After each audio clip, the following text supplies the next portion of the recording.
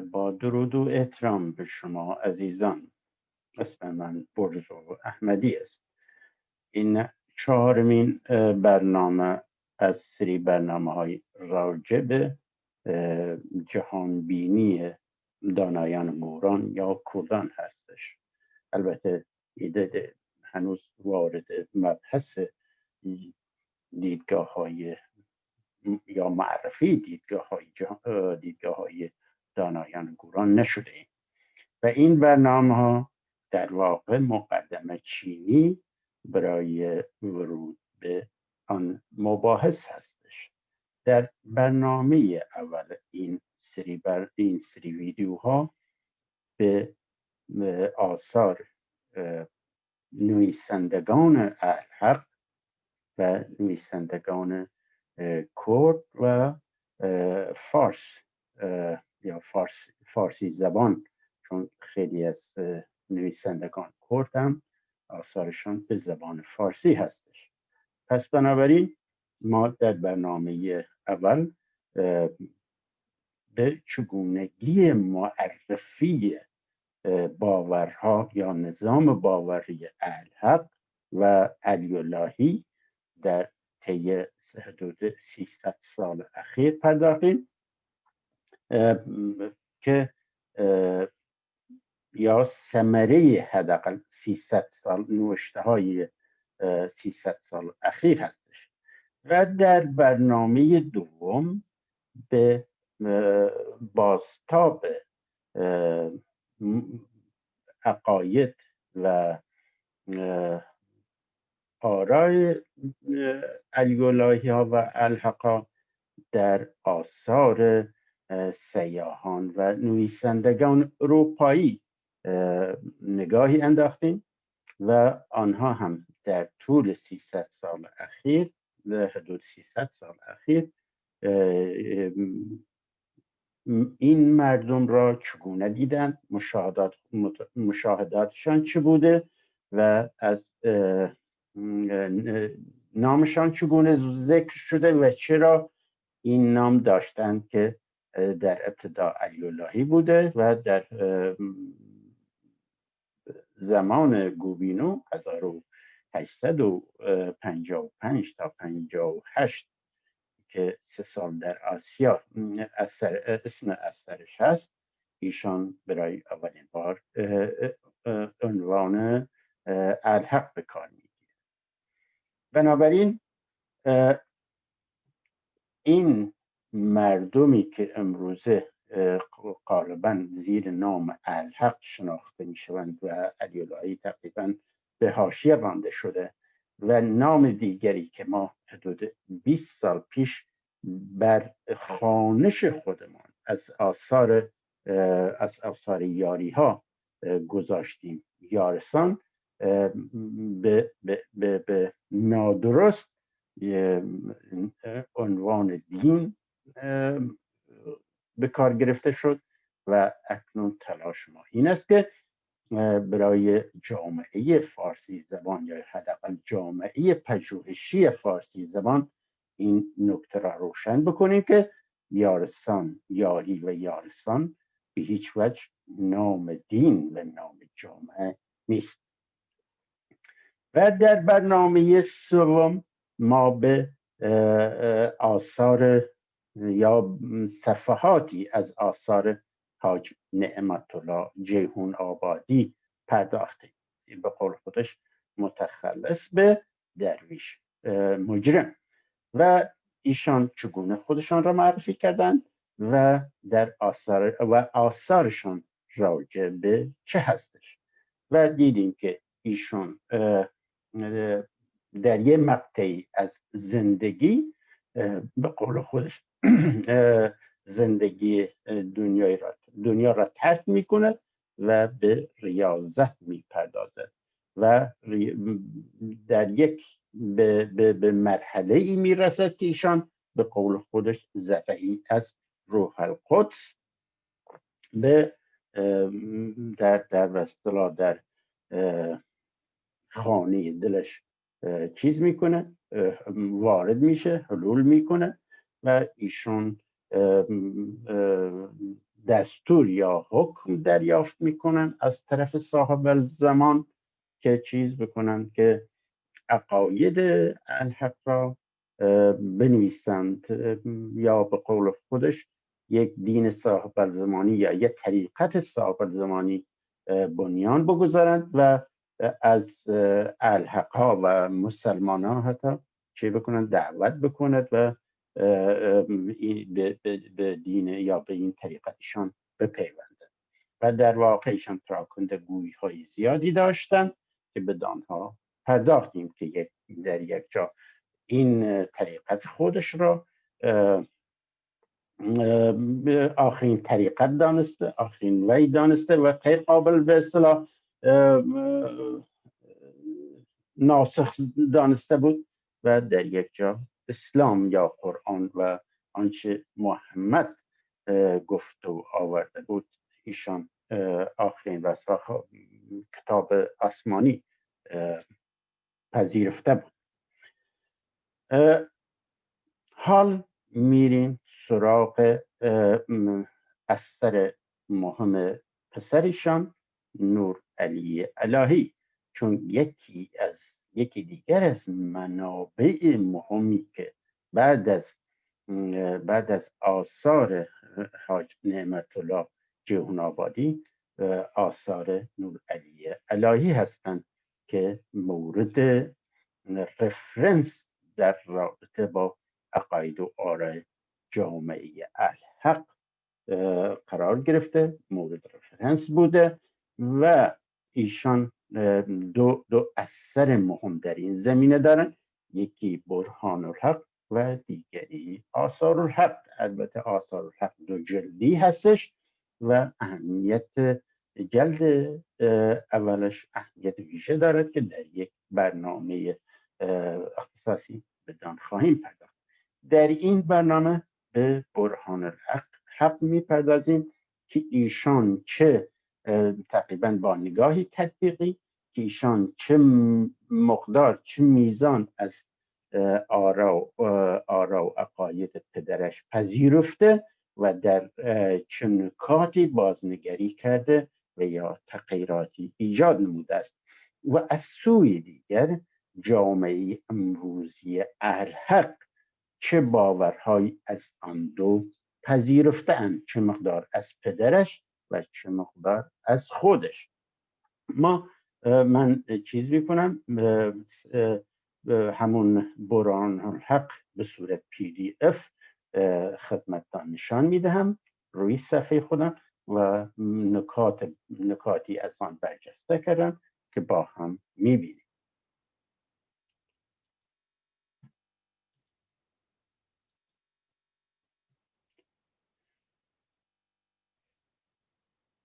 آنچه که میبینیم اینجا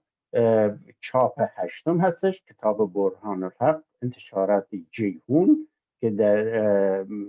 تهران به چاپ رسیده و این شماره 1426 و تالیف نور علی الهی، چاپ 8 تاریخ انتشار 1373 و این مشخصات این کتاب برهان الحق این چاپش هستش. و نکته ای که لازم بود در رابطه با شاهنامه حقیقت میگفتم در برنامه پیشین که دیدیم که هم ایوانوف و هم مینورسکی از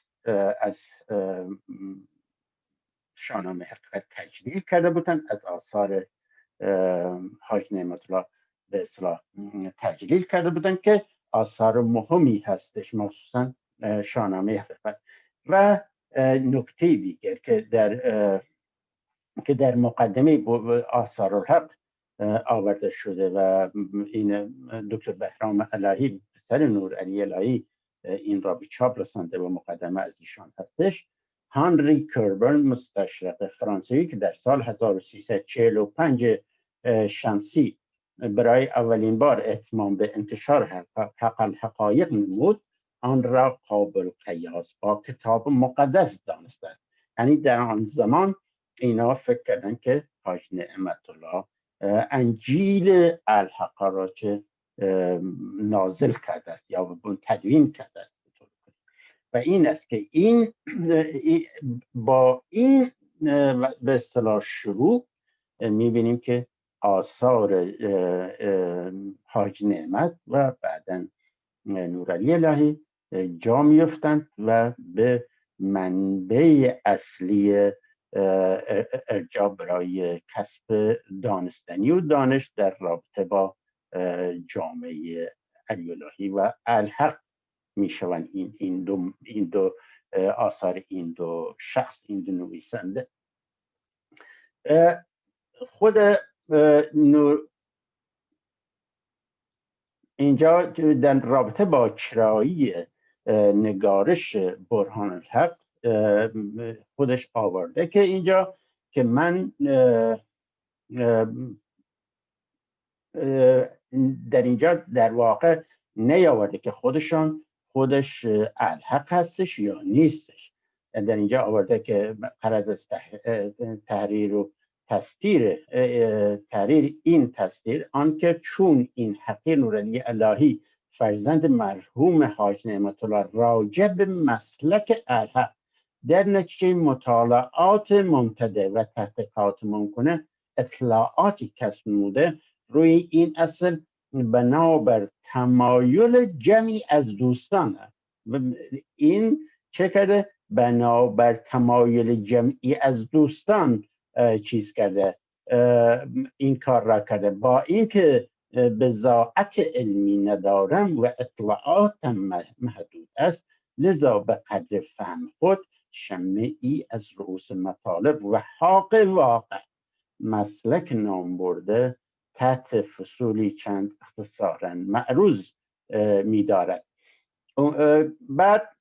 اینجا آورده که اما این که عرض شد حق واقع برای اعتراض از مفهوم مخالف آن است، زیرا از آن جایی که جماعت الحق در امور شرعی تابع شریعت اسلام هستند، غیر از قرآن و سایر کتب مذهبی اسلامی کتاب مدونه دیگری که به منظور ضبط تاریخ و حفظ سایر دستورات مسلکی به رسیده باشد در دست ندارند تا مسون از اشتباهات باشند. همین سبب شده که گروهی سادلو الحق به علت بی اطلاعی از مبانی عقاید خود و معاشرت و همسایگی با فرق مختلف دیگر مانند علی الهی ها و غیره بدونی که خودشان هم متوجه شده باشند اختلاط و امتزاج و انحراف مهمی در اساس مسلکشان وجود آمده است. بنابراین این نکته بسیار بسیار مهم است که میبینید که این هم حاج نعمت الله از اسلام حرکت کرده بود، قرآن را قبول داشت، شریعت را قبول داشت و استنادش آیه های قرآن بودند و احادیث اسلام. حالا این هم از اینجا حرکت میکند که این بخش شریعت این جمعیت ناشی از چه قرآن هستش، شریعت قرآنی هستش و کتب مذهبی اسلامی. در نتیجه ایشان تحقیقاتی کردند و به بنا به درخواست جمعی از دوستانش که با اینکه بضاعت علمی ندارد چیز میکند، اقدام به نگارش برهان الحق میکند. در نتیجه این نکته که بضاعت علمی ندارد بایستی مورد توجه نویسندگان و پژوهشگرانی که از این اثر استفاده کردن قرار می گرفت که منابع ایشان را کنترل می کردن که آیا یک انسانی که از اسلام حرکت می کند، از عقاید اسلامی حرکت می کند، چطور می تواند راجع به یک به اصطلاح مسلک یا دین یا مستقلی چیز بکنه، اثری بنویسه. این است که ایشان این با این به اصطلاح نقطه عزیمت چنین این را به وضوح بیان میکند که این جمعیت بخشی از اسلام است یا شاخه‌ای از اسلام هستند که در برهان الحق، در آثار الحق بسیار واضح‌تر منظور خودش را بیان میکند. حالا الحق کیست؟ ایشان به بنا به دیدگاه ایشان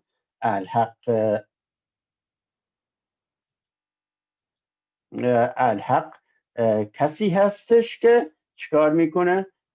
این جنبه به اصطلاح این تعریف میکنه که از دین، که دین اصلا به قول خودش چه هستش؟ که دو جنبه دارد به اصطلاح، این امورات زندگی و امورات آخرت، و در رابطه با امورات زندگی شریعت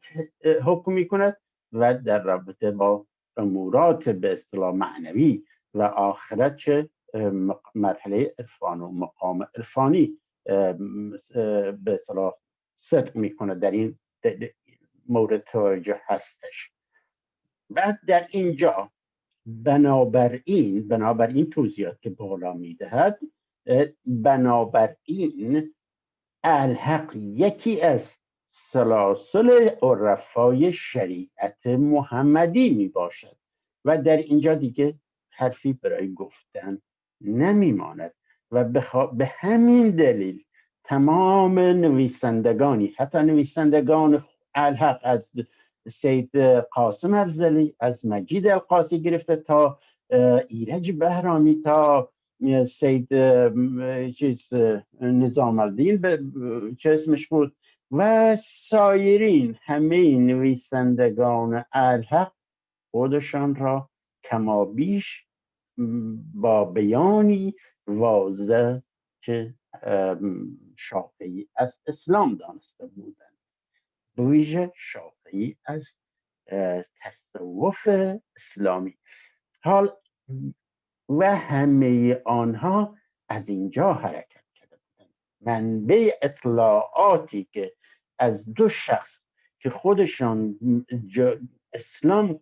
قبول دارند، قرآن قبول دارند، وقتی از اینها منبع باشد، خب طبیعی است که نویسندگان متأثر از این منابع این جمعیت را شاخه‌ای از، یا باورهای این جمعیت را شاخه‌ای از اسلام بدانند. پس الحق یکی از همین که عرض کردم سلسله های عرفای شریعت محمدی هستش، برای نورعلی الهی و پدرش و برای خود الحق بنا به اسنادی، آثاری که نگاشتند و به چاپ رساندند. بعد در اینجا چیکار میکند؟ این الحق، مرام الحق و الحق به کسی اطلاق می شود مراحل شریعت و طریقت و معرفت را طی نماید تا به مقام حقیقت برسه، و این همان چیزی است که حاج نعمت الله گفته بود و همان چیزی است که خود الحق ها در آثارشان آوردن که چنین باوری دارند و این باورها را از زمان به اصطلاح بعضی از آنها از زمان محمد یا از زمان علی تا زمان شاه‌خورشید به اصطلاح به یک مرحله شریعت چیز میکنن، شریعت میپندارند، بعد از شاه‌خورشید طریقت میپندارند و تا زمان به اصطلاح سلطان صاحب سلی هفتم و هشتم این مرحله معرفت و گویا زمان سلطان صاحب به مرحله حقیقت رسیدند و از سلطان صاحب هم به بعد هر خاندانی، هر فرقه‌ای بانی بس و مخصوصا فرقه هایی که در سده 12 قمری تشکیل شدن، اینها را که دوره بعد از سحاق تلقی میشن و میگویند که بانی خاندانشان چه بوده،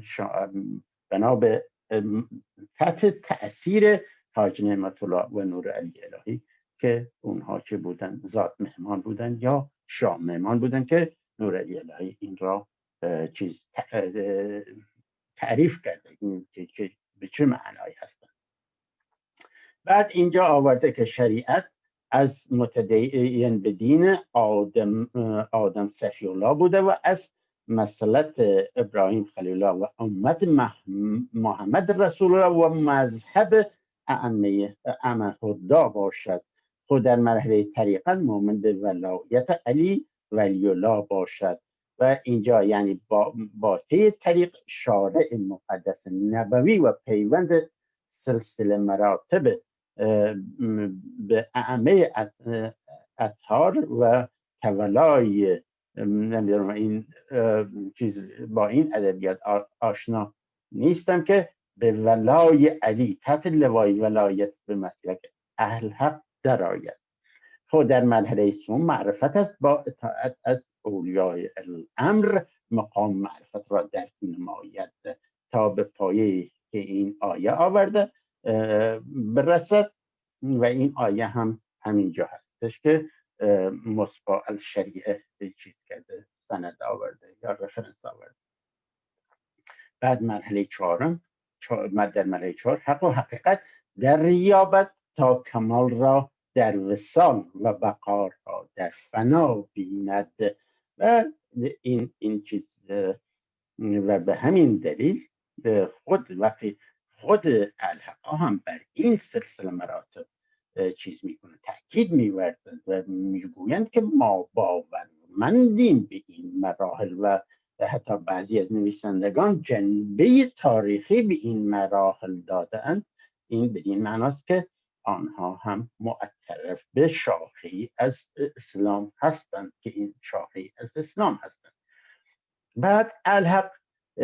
که اینجا آورده، دوباره الحق گویند ائمه معصومین، اینکه چطور رابطه بین انسان و به اصطلاح اون ذات کل یا اون خالق چون است، اهل سنت چه میگویند، اهل به اصطلاح تسنن چه میگویند. و در اینجا آورده که الحق گویند ائمه معصومین است. سپس هر کس در هر زمان با پیوند رشته ایمان به آن خاندان به مقام مظهریت و مشیت رسید، یعنی انسان کامل و مظهر جلوه ذات حق گردید،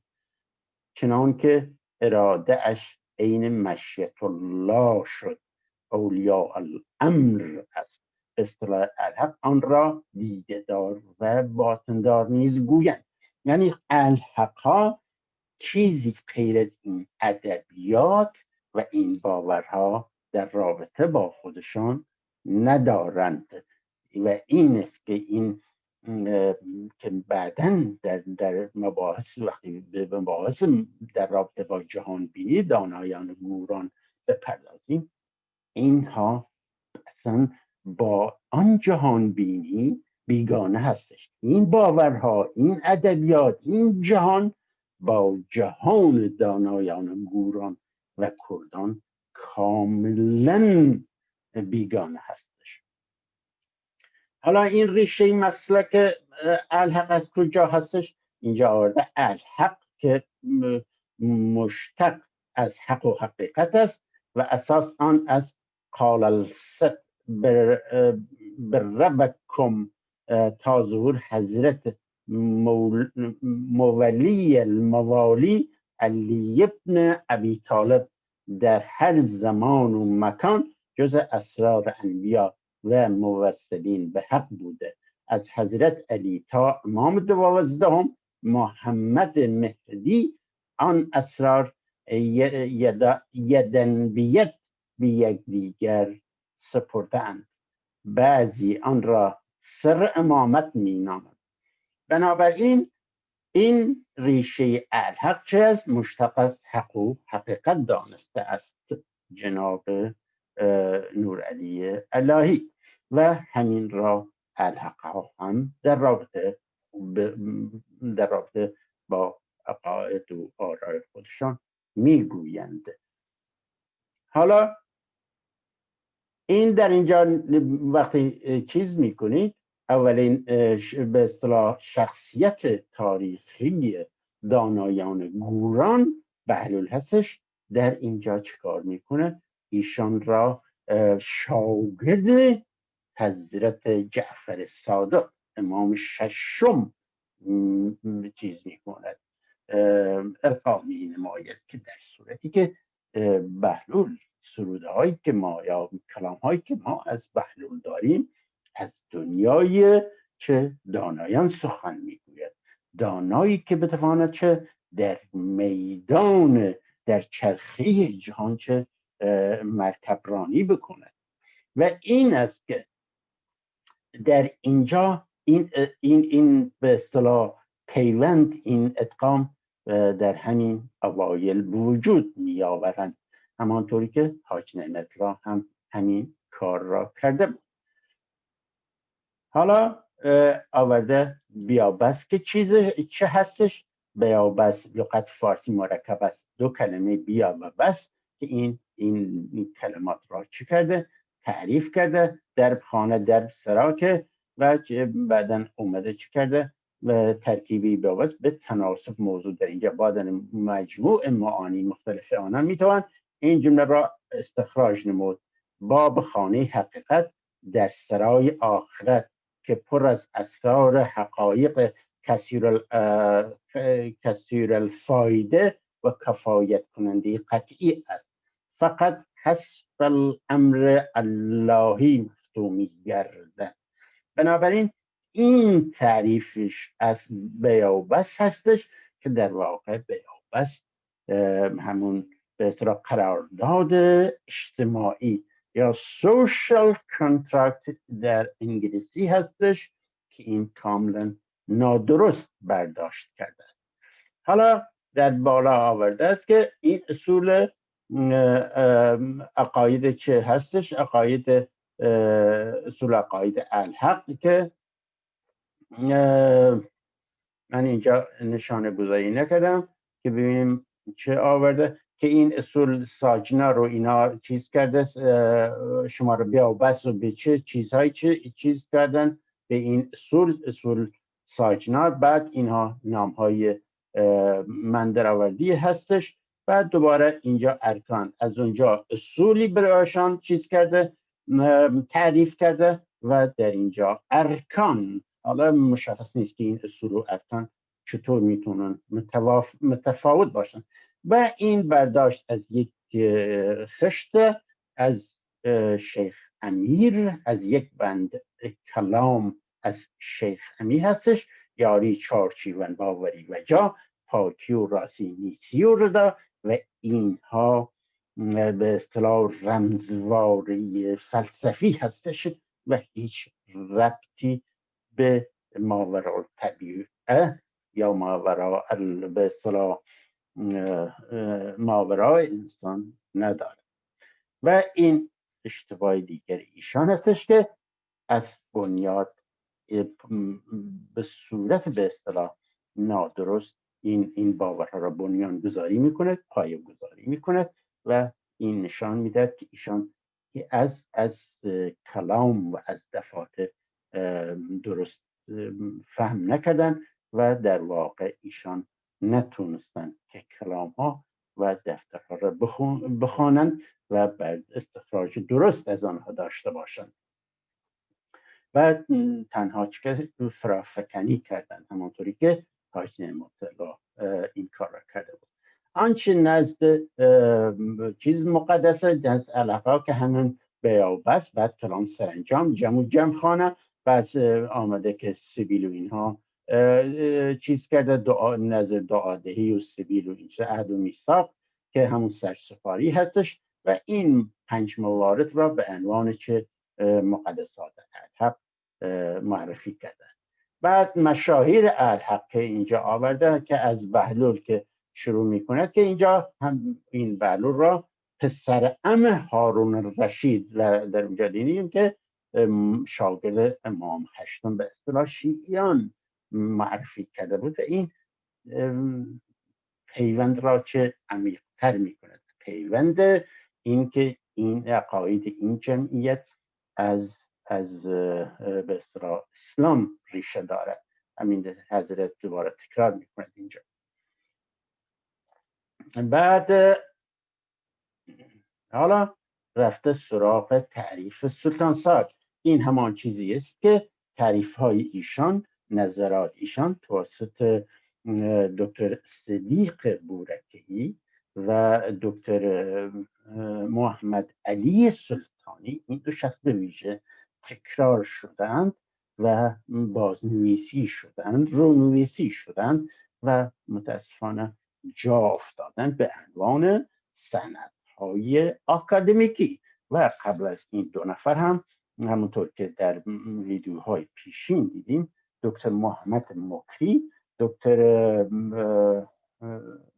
ایزدی، دکتر مهرداد ایزدی و تعداد دیگری از اون چیز استفاده کرده بودن از آثار نورعلی حاج نعمت الله جیهون آبادی و مینورسکی و ایوانوف که شدیداً از آثار و از عقاید حاج نعمت متأثر بودند و همونطور که عرض کردم ایشان را تجلیل از آثارشان کردند و حقیقت به شاهنامه حقیقت را همتراز انجیل قرار دادند. نسب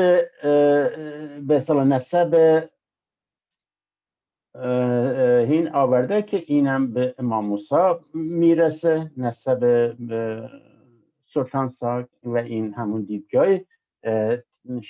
تک شخصیتیه که در اسلام یا در ادیان ابراهیم و در تاریخ سامی مرسوم هستش و این هم از همان دیدگاه این شخص پرستی که سحاق به دودمان سحاق نسل سحاق به امام موسی کاظم و از اونجا به پیغمبر میرسد و اینا سیادتشان از محمد نشأت میگیرد یا سرچشمه میگیرد و این است که در معرفی ایشان را همچه یک مسلمان زاده ای که یک دین تازه برای کردها آورده، از طایفه اکراد بوده، در قرن هفتم هجری ظهور فرمود. پدرش معروف به شیخ عیسی، مادرش خاتون دایرک ملقب به خاتون رنزبار می باشد. بعد این داستان به اصطلاح روزه از اینجا هم چیز میکنه که حاج نعمت هم این را آورده بود که قادر و خضر و سلامت اینها را وقتی ایشان ظهور میکند چه میکنند؟ دنبال میکنند تا در کاری اسکان میگیرد و شبانه روز همراه 3 درویش به اصطلاح میماند و معجزه میکند و بقیه داستان از اینجا شروع میشه که اینها چه میکنن؟ بنیان یکی مناسبت برای الحقا پیریزی میکنه، یا در واقع قبلا هم بوده، چون گوبینو هم به این مناسبت روزه که نزد همه مرسوم نبوده اشاره دارد، ولی اینها چی میکنن؟ این را پایه مذهب میکنند و تعریف میکنند و چگونگی اجرای آن را با جزئیات تدوین میکنند. بعد مسلک الحق بعد در اینجا معنای پدیوت آن و پدیور است و این چه در اورامان قرار دارد و این چه چیز کرده تعریفی اصطلاح دینی از این به دست به دست داده که همه تعریفاش از مفاهیم کلیدی بیان این جهانبینی دانایان کوران کاملا نادرست هستش و همین نادرستی برداشت اینها پای ریزی به اصطلاح برای الحقا درست هستش، ولی برای جهانبینی فکری فلسفی بی‌نظیر دانایان گوران این نقطه آغاز به اصطلاح یا نقطه تعمق در واقع به انحراف کشاندن آن جهانبینی هستش که بعدا میپردازیم که اینا چه اشتباهات فاحشی در رابطه با جهانبینی اصلا برداشت اینه داشتن و در واقع با آثار به جای مانده از آخرین فیلسوفان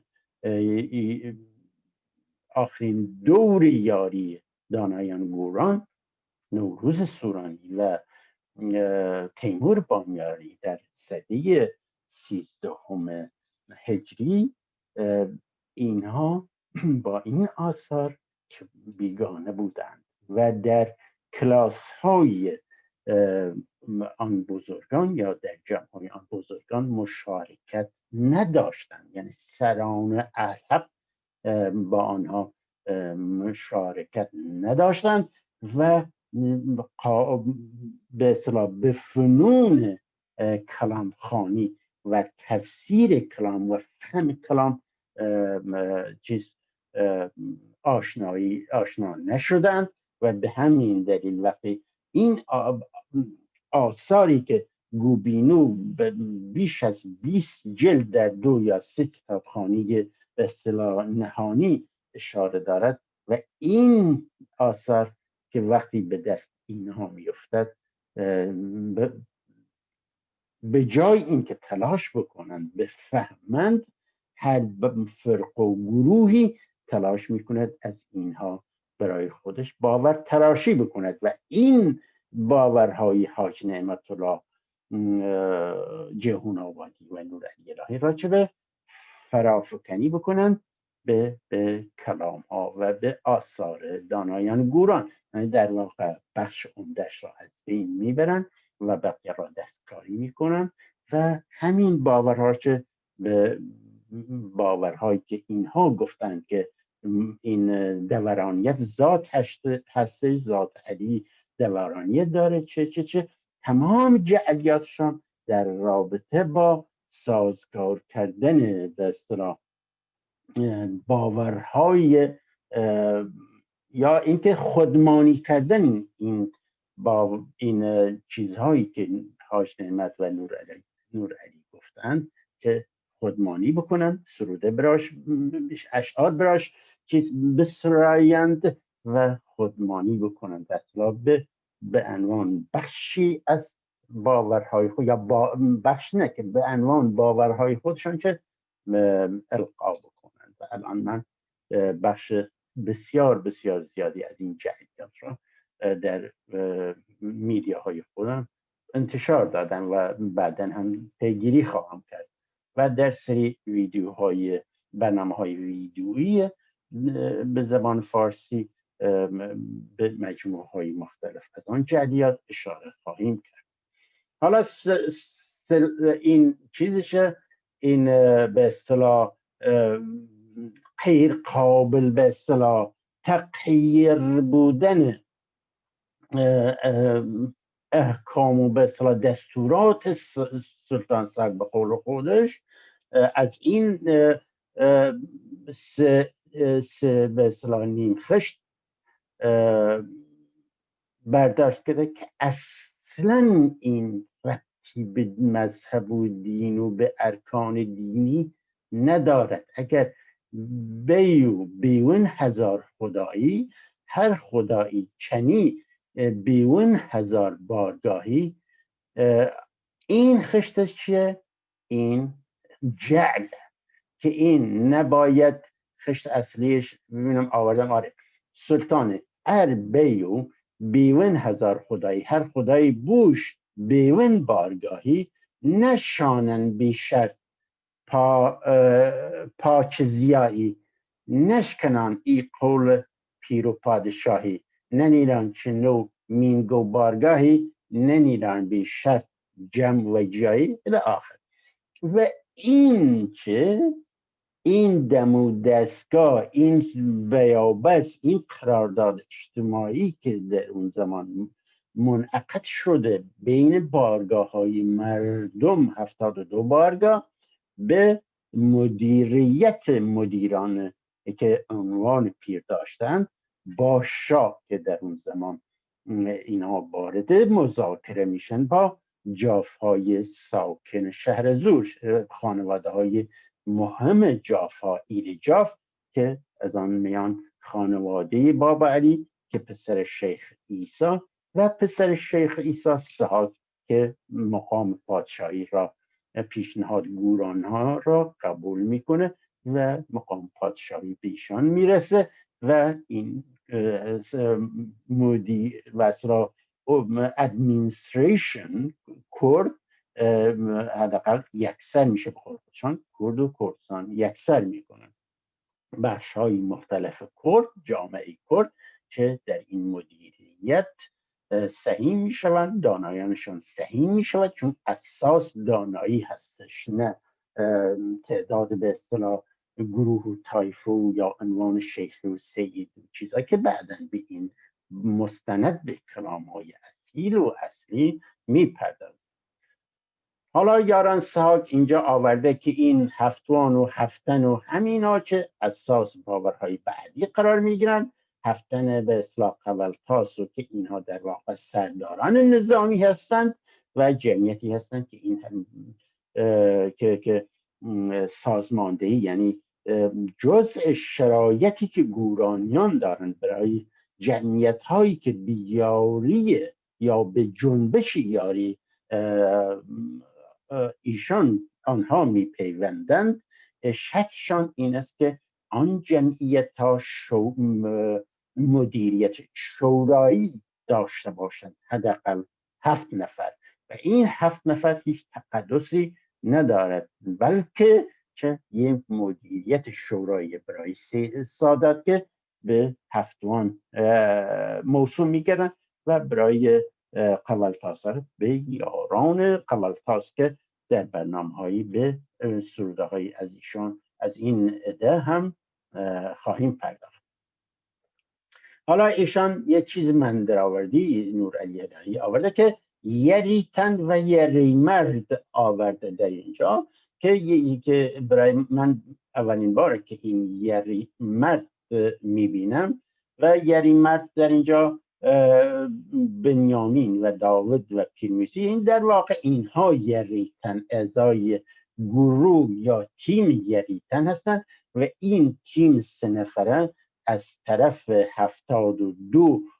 پیر یا شورای 72 پیره که هر کدام مدیریت یکی از بارگاه 72 بارگاه واحد سازمانی هست چیز کن به عهده دارند، مدیریتش به عهده دارند و این 3 نفر از طرف اون شورا برگزیده می شوند برای هماهنگی کل جنبش و این گزینش هم در ابتدای خیزش آن مقطع صورت میگیرد و اینها تا آخر همه چیز را هماهنگ میکنند و سرانجام هم به همراه رمزبار که نورعلی الهی مادر سلطان سحاک معرفی کرده، ایشان این 4 نفر قوانین یا قوانین به اصطلاح اصلی و قوانین یاری کردن زمان خودشان را تنظیم و تدوین میکنند این 4 تن و که امتیازات و اختیارات شاه چه باشد، وزیران چه باشد، شرایط به اصطلاح پیوستن به یاری دم و دستگاه یاری چه باشد و چه خطاهایی باعث می شود که افرادی از یاری یا چیز بکنن خارج کنن یا اینکه وزیرانی را خلع بکنن جابجا بکنن. همه چیز قانون اساسی یاری که به اشتباه به نادرست این را نام دین برداشت کردن. آیین یاری در واقع قانون اساسی یاری کردن یاران در آن زمان هستش و این هیچ ربطی به صحاف ندارد و این کتاب سرانجام یا مصوبات بحث ها، مذاکرات، حلاجی به اصطلاح موارد مورد بحث را چه وقتی که این به تصویب میرسد به عنوان یک ماده چیز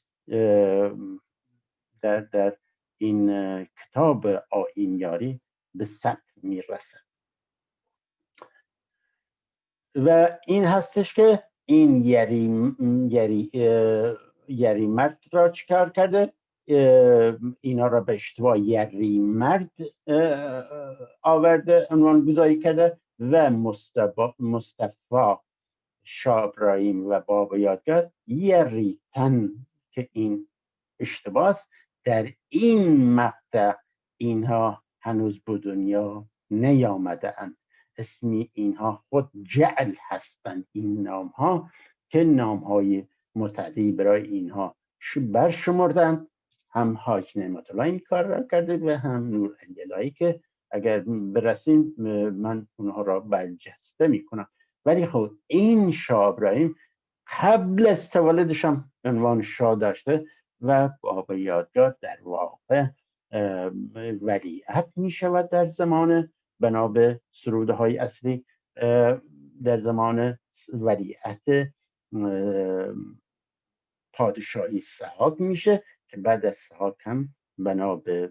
کلام ها که ایشان به پادشاهی برگزیده می شود به مقام پادشاهی که این مدیریت فرار میکنه و به دالاهو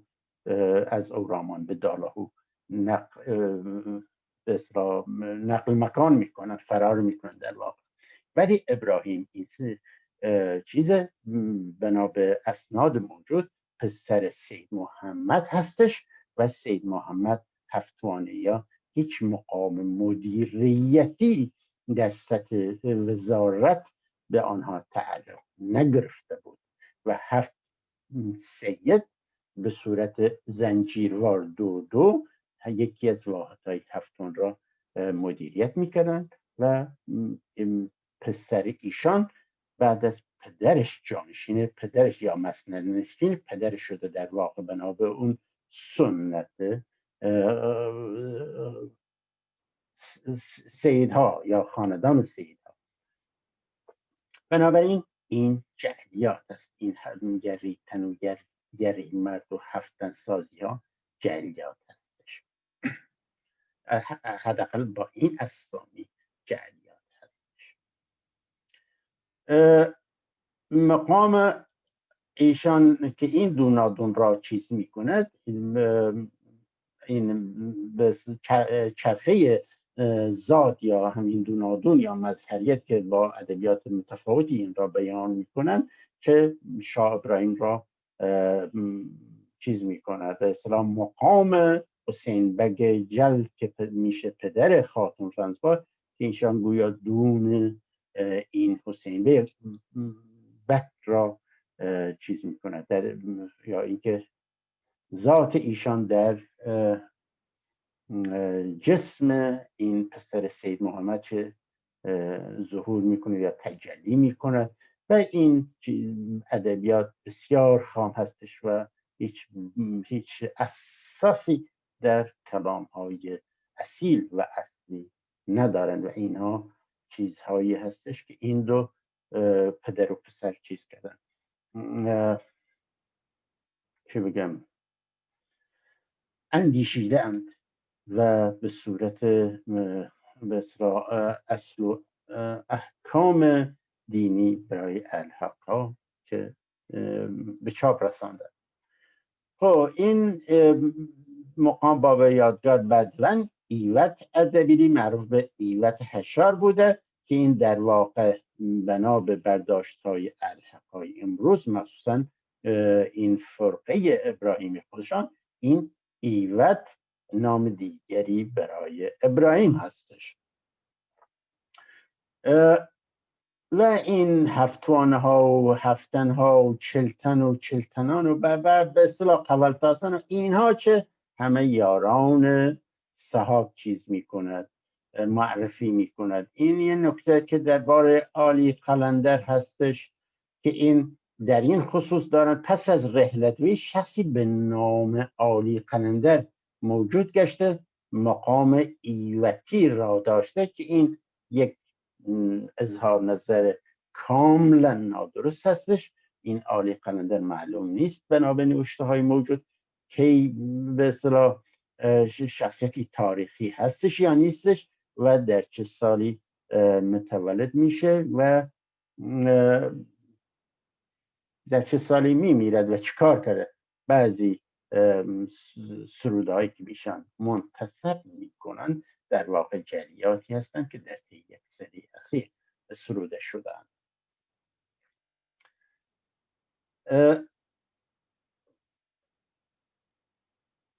این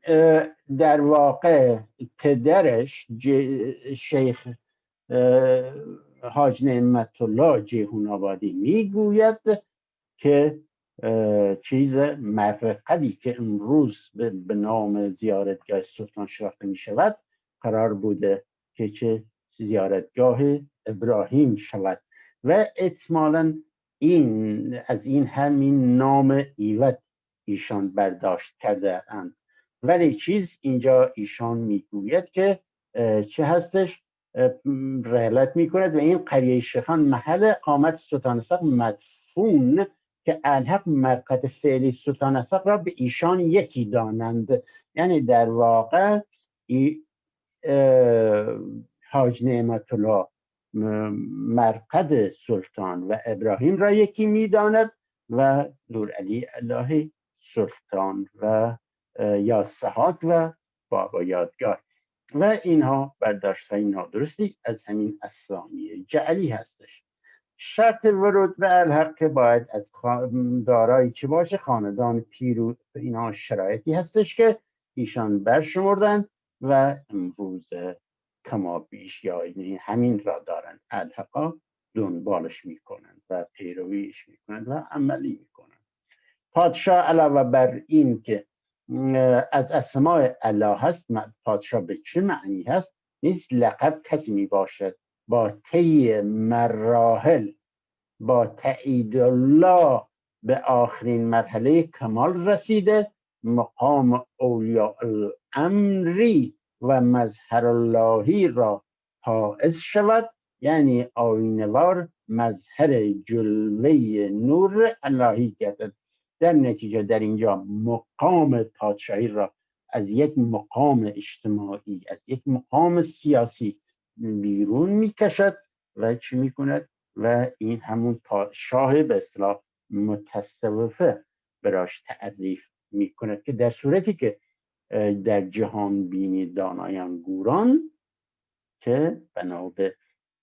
این جهان بینی شاه برگزیده می شود، یعنی در واقع بیابست بین مردم و شاه هستش و این شاه این مراحل را طی نمی کند و هیچ مبنای سندی در آثار یاری های گوران ندارد. حالا این تعریف شاه مهمان چه کسی که مظهریت و کفالت مقام پادشاه را داشته باشد که خیلی از سیدها خودشان را شاه مهمان میدانند و بعضی هاشان هم چه ذات مهمان. حالا معیار چیست، سند کجاست، این را نمیدانند و نمیگویند و آشکار نمیسازند. پس باید وظیفه شاه یا شه مهمان تعیین پیرو دلیل جهت مریدان است که این کاملا نادرست هستش، اینا من درآوردی هستش. بعد شاه مهمان که اونجا نگاه کردیم چه تعریفی داشت، بعد سرسپردن هستش که اینجا هر فرد چیز باید پیرو دلیل داشته باشه و چیز اینا همان اصول و ارکان و به اصطلاح دستورالعمل هایی هستش که الحقا پیروی میکنن و امروز جز باورهاشان برمیشمارن یا به آن قائل هستن. بعد سپاری را چطوری تعریف میکند؟ میگوید که این رشته ایمان به قادر سبحان هستش که این به اصطلاح سر به چه منظوری سر سپرده می شود. بعد این توسط چنگ زدن به دستاویز استوار خاندان شفیق انس و جان اعنی یا هرچه حضرت محمد و علی با 11 فرزندان، پس در نتیجه این با جان و روح پیوند با حضرت محمد و حضرت علی و 11 فرزندان ایشان، این سرسپاری در واقع به این خاندان علی هستش به اضافه حضرت محمد. منظور سرسپاری این هستش که حاج نعمت گفته بود که سرسپاری مهدی به محمد، که در واقع این همون برداشته با بیانی دیگر. تشکیل خاندان ها که 7 خاندان سحاق تشکیل میده. چرا تشکیل میدهد؟ این خاندان ها جانشین داود و بنیامین میشوند که اینها اولاد ندارند، ازدواج نکردند. در نتیجه این 7 خاندان به نام سادات، خاندان حقیقت، که همین خاندان حقیقت سلطانی این را خاندانهای حقیقت و علویان و تندرو زاگرس از اینجا گرفته عنوان را. و این هستش که این 7 خاندان به خاطر جانشینی پیرودلیلی تشکیل شده که هیچ مبنایی ندارد، یک دروغ کاملا آشکار هستش و اینها من درآوردی هستش. 7 خاندان سادات جانشین اون اشاره کردیم که گفته بود جانشین بنیامین و داود هستند که اولاد نداشتند. بعد جانشینی حضرت سلطان سعد اینجا آورده که ایشان جانشین اختیار نکردند، در صورتی که پدرش آورده بود که ابراهیم به جانشینی اسحاق، یا اینکه اسحاق ابراهیم به جانشینی خودش انتصاب کرد. همون 4 مرحله تاریخی که از خلقت تا محمد تا اسحاق و دوران به اصطلاح شاهی اسحاق تا جانشینی ابراهیم و از آخرین مرحله یا 4مین مرحلهش از جانشینی از زمان جلوس به اصطلاح ابراهیم به پادشاهی تا روزی که حاج نعمت اون چیزش نوشته بود، اون اثرش نوشته بود 1300 بکنم اگر درست یادم باشه 37 بودش، 1337 یا یه چیزی که ما در ویدیو قبل این را دقیق دیدیم که چه سالی. حالا این که این خاندان ها برای سرسپاری که به خاندان ها چیز میکنن، سرمیز سپارند و چگونه سرمیز سپارند. بعد الحق پیروی از ارکان بیابس پدیوری سیر کمال نموده، کامل شده، با عنایت خدا مظهر جلوه نور حق میگردن. در واقع این به خاندان سر میسپارند که چگونه سیر کمال بکنند و آخرین مرحله این که مظهر جلوه نور حق بشوند یا اینکه که مظهر الله بشوند. بعد این انعقاد جمع الحق هستش در رابطه با این که اشخاص باید چه همه ذکور باشند و سرسپرده خاندان باشند و رشید و بالغ و عالق باشند و اینا وصلا خصوصیات و شاخصهایی هستش برای جمع و زنان نباید چه در جمع بنشینند که هنوز این اصل توسط الحق ها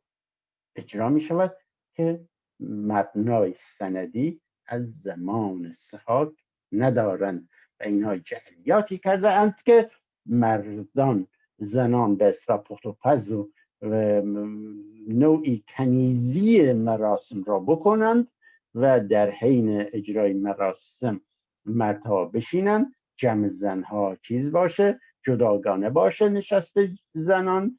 و به اصطلاح یک جمع دیگه بنا به اون اشعار جعلی برای کودکان هم در نظر گرفتن. ولی در واقع اساس جمع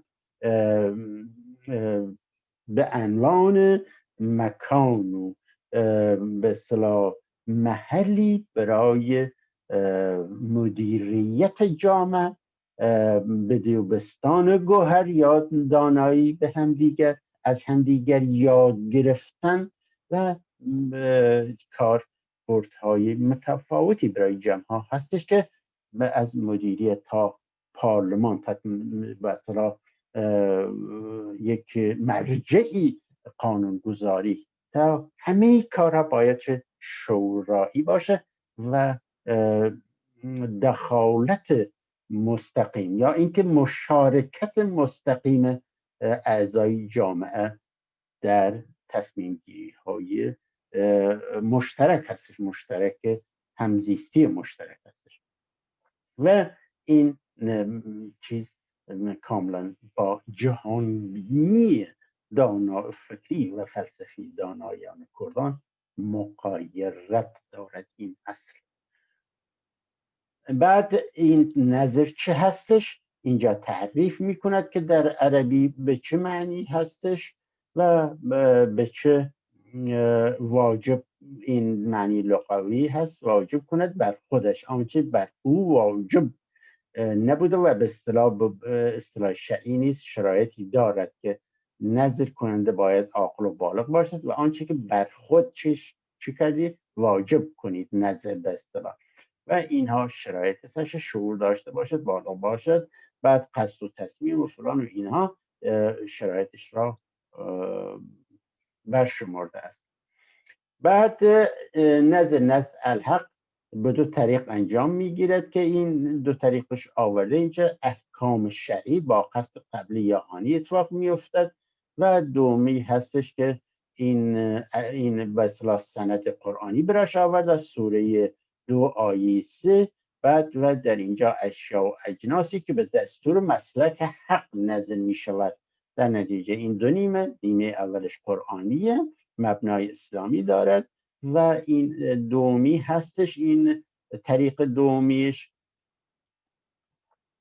که برای الحق است، این این هم که چیز آورده اینجا سوره براش آورده که چه چیزهایی میتونه قربانی بشه، گاو و نر باید باشه، نمیدونم میوه ها چی باشند که در اینجا بدان ها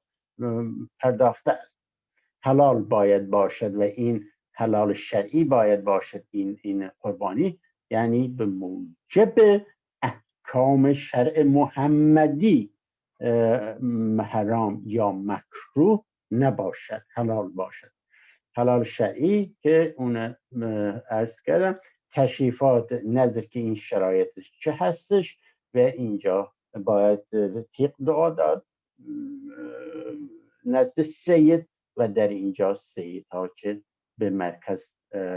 رانده میشن که همه اختیاردار وصل جمع ها سرجم نشین شوند.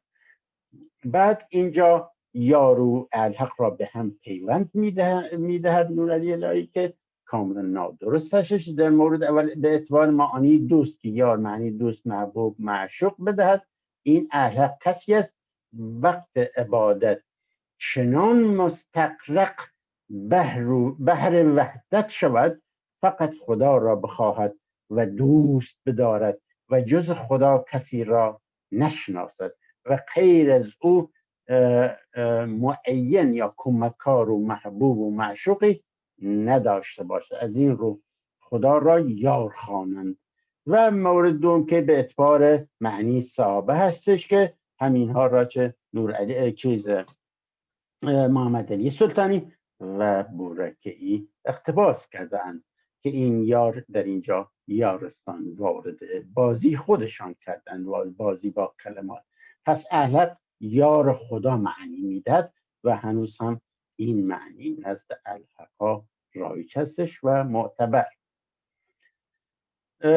بعد یارستان هم عرض کردم که اینجا بعد این این دعا دهیشان عربی کرده، حق الحمدلله رب العالمین سفر ستان کرم خاندان. بعد از دم پیر تکبیر که اینها که چگونگی رد و بدل بین شخصی که مجری مراسم یا مراسم نظری هستش که به سرپا معروفه و سید که چه دعاهایی یا چه کلماتی با هم رد و بدل بکنن. دعای سید اینجا آورده، اشاره شاوشت، یعنی اینا همه من درآوردی هستش. بعضی از اینها به اصطلاح هر فرق و سکتی نسخه ای مخصوص به خودشان دارند و این مجموعه دعا یا متن که به عنوان دعا استفاده میکنه یا اینکه این سروده ها نزد همه یکی نیست و برای هر فرقه متفاوت هستش. و این نسخه را من اولین بار اینجا دیدم و نشنیده بودم قبلا. دعای رخصت یا ختم اینجا آورده که چه باشد و در اینجا دعای رخصت که بعد از ختم تمام عملیات جمع برای آزادی جمعشین خواندن این است که خادم پا لاویچ ایستاده و پاها را جفت به هم متصل نموده، دو انگشت سبابه دو دست را روی دو انگشت ابهام هر دو پا گذاشته. انگشت های بزرگ به اصطلاح اشاره به روی انگشت های بزرگ پا. و این چیز همون نگاه پدرش اینجا تکرار میکنه که قاپی برای مرخص شدن به اصطلاح جمع نشینا این دعا که خوانده شد، این دعا خوانده میشه: قاپی جمع گشاد و امر استاد، جمع نشین آزاد، راه رهروان، بقای جاودان، سر پیران، کرم مهدی صاحب الزمان. و این همون که طریقت پدرش هستش یا کسی که به پدرش وحی داده که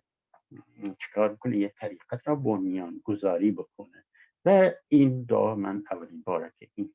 البته این قسمتش میبینم یا میشنوم. این چیز بعد اینجا به حلال و حرام میپردازه که مشروبات الکلی که آنچه که در اسلام نهی شده، نهی شرعی باشد، در علاقه هم همینطور. آداب جز اینها را اینجا آورده که همه اینا همان چیزایی که امروزه توسط علاقه پیرو می شود و اجرا می گرده. خب اینجا عبادات خصوصی علق که نماز علق آورده و حلال حرام ها و اینها به موارد به اصطلاح عبادات خصوصی میپردازد که این همون چیز مبنای قرآنی هستش، آیات قرآنی. بعد الحق در اینجا آورده دوباره تابع باید دانست، به طوری که کرارن در این کتاب تذکر داده شده الحق مسلمان و تابع احکام قرآن است. و اینجا دیگه تکرار به قول خودش هم پیشترها گفته شده بود، این تکرار مکررات بود در واقع. مراحل چهارگانه اینجا دوباره تعریف میکند که همین شریعت و به اصطلاح طریقت و معرفت و حقیقت که چه چیزهایی هستش. روزه الحق اینه که به روزه مرنو چیز قولتاس اشاره داره، روزه قولتاس. بعد شارب به سبیل میپردازه که امروزه خیلی خیلی مورد تأکید به اصطلاح الحقا هست. خودشان برای تراشیدن سبیلشان به آتش میکشن. اخیراً سبیل کسی را تراشیدن که متاسفانه این بهانه میشه برای هجوم به یارستان ما، به مباحثی ما که زیر نام یارستان و تمدن یارستان مطرح کرده ایم در طی بیش از 2 دهه گذشته و مورد هجوم قرار میدن به بهانه اینکه سبیل یک اهل حق نه، بلکه سبیل یک یارسانی تراشیدن که در صورتی که سبیل در مباحث ما جایی ندارد و این جز حقوق شخصی هر کسی هستش که چه مظاهری داشته باشه، چه اعتقاداتی داشته باشه و کسی نباید به حقوقش تجاوز بکند. ولی خب رژیم جمهوری اسلامی از اون دسته رژیم هایی نیست، بلکه یک رژیم کاملا جانی و تجاوزگر، انسان محور نیست و به اصطلاح و مجموعه خصوصیاتی که یا شاخصهایی برای به اصطلاح حاکمیت داره، برای سیاست گذاری داره، باعث میشه که حتی جمعیت های زیادی از مسلمانان هم از حقوق شهروندی محروم باشند و به ویژه جمعیت های الحق و اهل سنت و بهاییان و زرتشتیان و بقیه به اصطلاح پیروان بقیه گروه های مذهبی هم از این امر از ظلم و اجحافات رژیم به در نیست، در فشارهای رژیم به در نیست. بعد اینجا به شرح مسلک بدون آدم و تناسخ چیز کرده و در اینجا چیز پدرش را رد می کند. پدرش گفته بود که ذره در 1000 جسم عوض می کند و هر مظهریت 50 سال که میشد 50,000 سال و در مظهر آخر یا دون آخر یا جامعه آخر که باید حساب رسی آن هزار به اصطلاح مظهریت را پس بدهد، که در اینجا ایشان آن نظریه را رد می کند و میگوید تناسخ و حلول اینها ابطالند، اینها باطل هستند، نادرست هستند و چیز میکنه که همون سیر کمال درست هستش که از راه سیر کمال به مظهریت ببست و الحقا چیز اون نظر بسرا اون آنچه شیخ حاج نعمت میگوید قبول دارن، منتها بدون حساب رسی، که اینها این تقریبا ادغامی از آنچه نور الهی میگوید با حاج نعمت الله جیهون آبادی، یعنی اینا میگویند 1000 دون طی میکند یا 1000 ذات چرخه دارد در 1000 جسم و در 1001مین دورانیت خودش این دیگه در جسم نیست، بلکه به اصطلاح ذات کل یا ذات حق میپیوندد. این ذاتی که 1000 جسم چرخش داشته است یا 1000 جامه عوض کرده است و این هستش که این مظهریت به سیر کمال که به آخرین مرحله به حق میرسد، آنها را چه آن 1000 به اصطلاح چرخه نور حاج نعمت را به این پیوند دادند که 1000 جامه عوض می کند ذات، یا در بعضی نوشته‌ها روح آوردند و در 1001مین چه میشه؟ به حق به ذات کل می پیوندد. در واقع همین مرحله آخره که نور علی الهی چیز می کند آورده است که سیر کمال به مظهریت حق به حق میرسد. سیر کمال این درست است که عرض کردم مظهر، بعد اینجا در مظهر لغت عربیه که آورده روی است در نتیجه مراحل سیر تکامل صیقل یافته که این مظهر را این گونه تعریف کرده و محل انعکاس جلوه نور ذاتی قرار گرفته که آن ذات بر او احاطه پیدا کرده است، مخفی نماند. گاهی کلمه مظهر که رابط بین محیط و محاط می باشد در کلام حذف شده. باید دانست این از باب تقلب است، نه تقلیب یا نمیدونم چه هستش، این نه اتحاد. به هر حال این چیز جامع تعریف کرده، جامع مشتق از جام هست که این را به چیز جام جهان نمای جمشیدی چیز کرده، پیوند داده که نادرست هستش. جم جهان نمای جمشیدی که در واقع بنا به سروده‌ای که باز سازی یا الگو برداری جام جهان نمای کردان در سده هشتم از این جم جهان نمای جمشید بوده و این برداشتی کاملا نادرست هست که جامع به اصطلاح مشتق از جم جهان نما باشه. بعد این دون آورده تعریف کرده که دون چه هستش.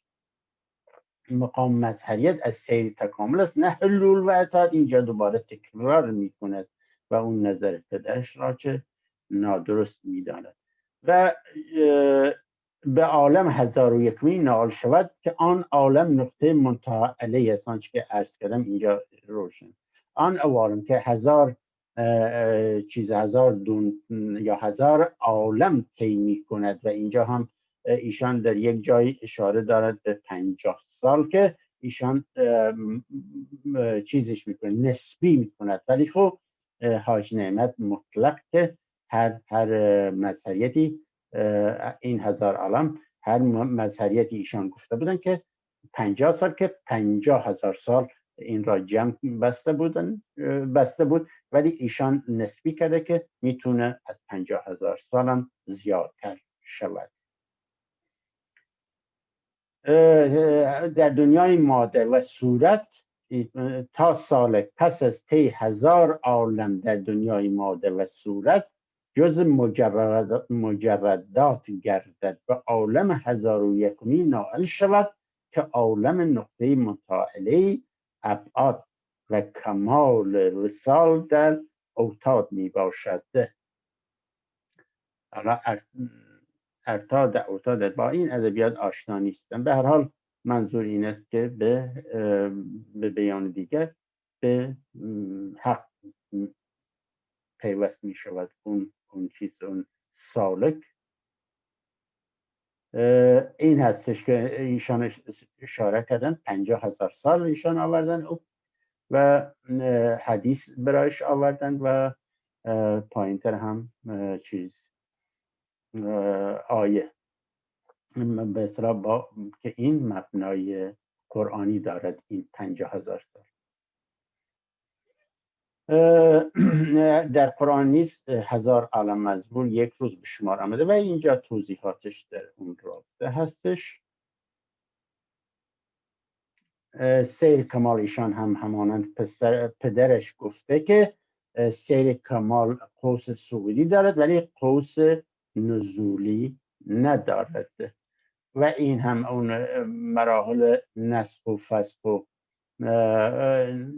مسخ و رسخ و فسخ 4 مرحله به اصطلاح تناسخ هستش که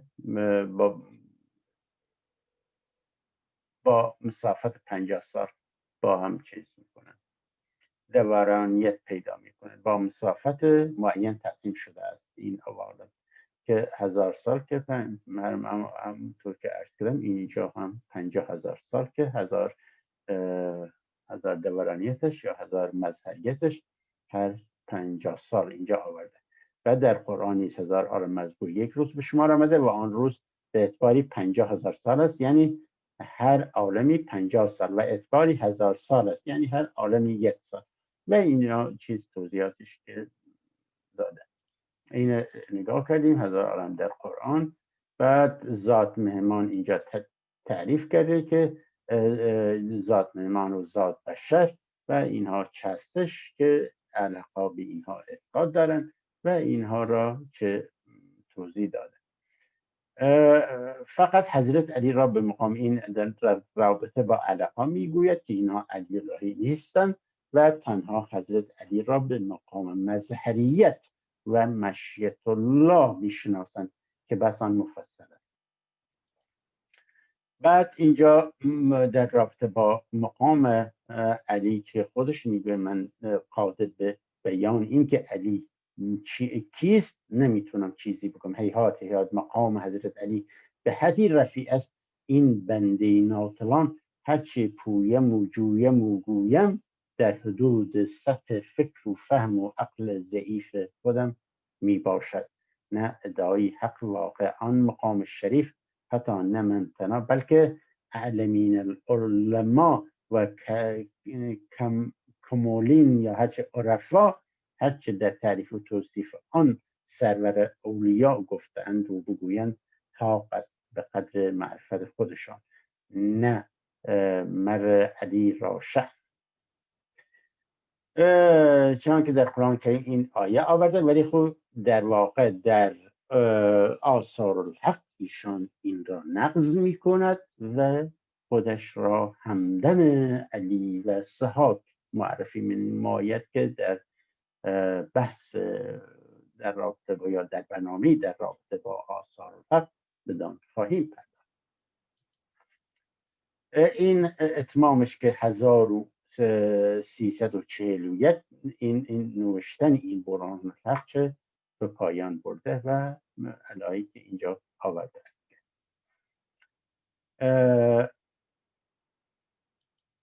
بعد اینجا به اسنادش اشاره دارد که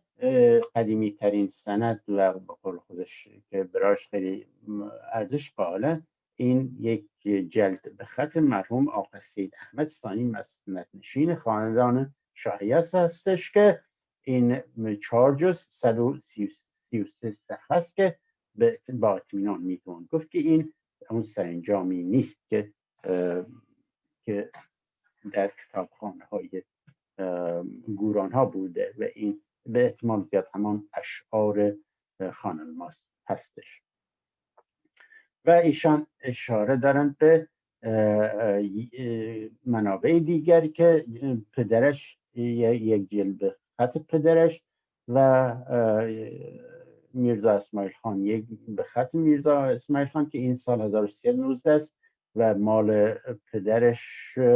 1313 نوشته کتابت شده و قدیمی ترین که ایشان اشاره کرده بود مال سید احمد به برمیگرد به سال 1257.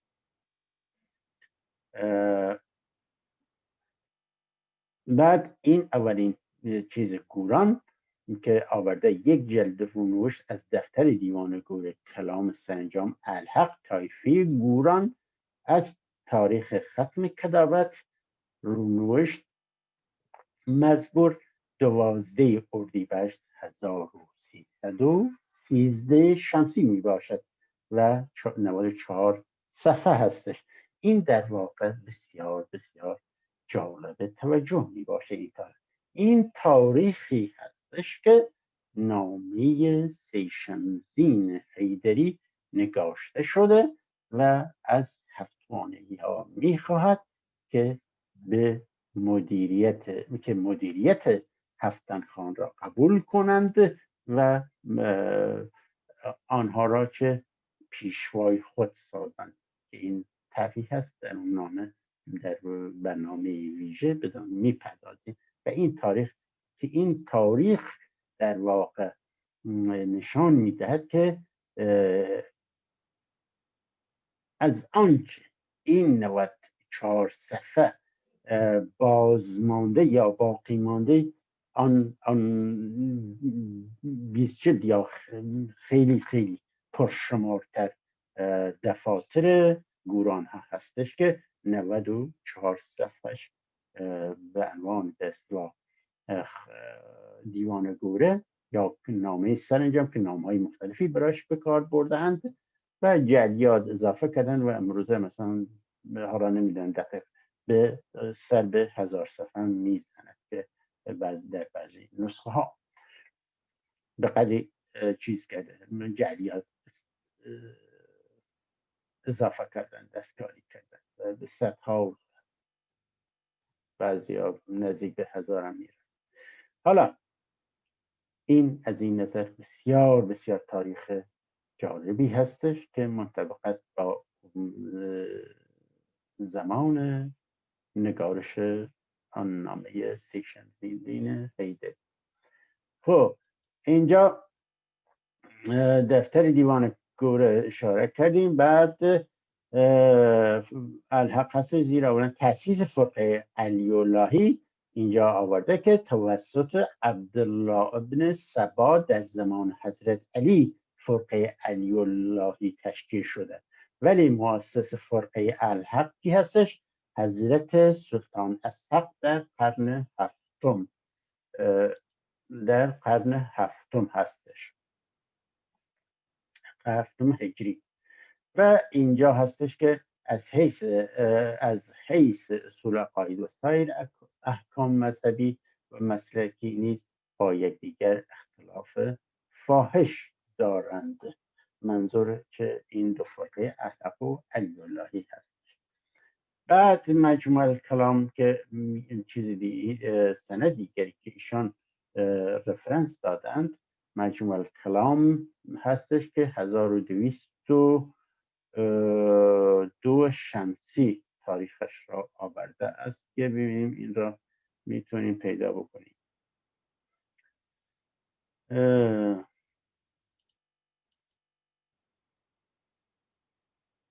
دیوانگار این چیز کنیم، فرقه این نگاه کردیم.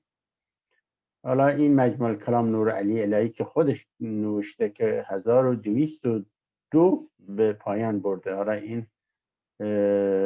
نمیبینم که کجا، اینجا هستش 1302 شمسی می باشد. یک جلد مجموع الکلام که از مجموع دفاتر کلام عموم خاندان ها و کلام خانهای الحق جمع آوری نمودم. تاریخ ختم کتابت اواخر سال 1302 شمسی می باشد. بنابراین آثار گورانیان به دست از آن جایی که سید شمس الدین حیدری با دختر بخشی از گوران ها را به همسری میپذیرد و از آن طریق به آثار گورانیان دست مییابد. در نتیجه این بخش هایی که نور علی الهی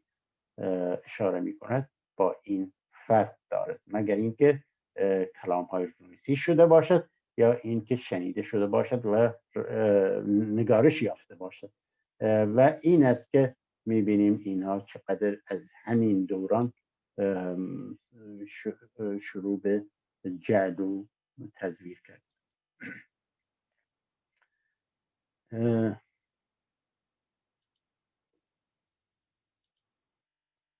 این سند به اصطلاح مراحل چهارگانه ای که اشاره کرده بود، از این البته این سند شیعه بودنش هستش. مراحل همینه، این سند مراحل چهارگانه از این بیت چیز شده، برداشت شرط شریعت توفیق حقا طریقت چاوش حق خالقا حقیقت برپا شریعت لنگن جهان سقام در بنده یک رنگن. خب سقام در بنده یک رنگن. خب این چیز، این در واقع این باید که کلام های زیادتری، تعداد زیادتری از این نوع باشه که انسان بفهمه که این منظور چه بوده است و این به هیچ وجه دلالت بر 4 مرحله‌ای به اصطلاح باور در جهان بینی دانایان کردان ندارد و این جعل هست. و یا اینکه اگه جعل نباشه بایستی